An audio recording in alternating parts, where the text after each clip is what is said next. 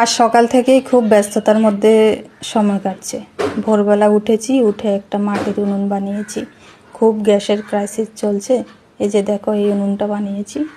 কেমন আগুন জ্বলবে জানি না, এই প্রথম বানালাম। তো এখন আবার বাজারে যাব, একজন গেস্ট আসবে বলছে, কালকে ফোন করেছে। তো উনি আবার মাংস খায় না।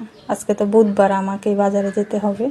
রবিবার হলে কোনো সমস্যা থাকে না, আমার হাজব্যান্ডে বাজার করতে পারে, তো আমাকেই বাজারে যেতে হবে। তো দেখো বন্ধুরা, বাজার থেকে এনেছি রুই মাছ আর লোটে মাছ। আগে একদিন উনি আমার হাতে লোটে মাছ খেয়ে গিয়েছিল, এবারও বলছে লোটে মাছ করার জন্য। তো রুই মাছের ঝোল বানাবো, লোটে মাছ। জিজ্ঞাসা করলাম সবজির মধ্যে কি কি খাবেন, তখন বলল যে তাহলে রুই মাছের মাথা দিয়ে বাঁধাকপি বানাও। তো রুই মাছের মাথা দিয়ে বাঁধাকপি বানাবো, আর বানাবো সজনে ডাঁটা দিয়ে, শসা দিয়ে, বড়ি দিয়ে, ধনেপাতা দিয়ে একটা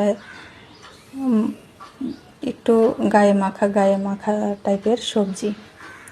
ধনেপাতা দেবো, সবজিটার মধ্যে বড়ি দেবো, আর বানাবো টমেটোর চাটনি। বেগুন নিয়ে এসেছি, যদি দরকার হয় বেগুন ভাজা করব। শসা এনেছি, মিষ্টি আলুও এনেছি, গোল আলু এনেছি। এই বাজার করেছি আমি। তো বন্ধুরা, খুব ব্যস্ত আছি, ওনার জন্য রান্নাবান্নার আয়োজন করতে হবে।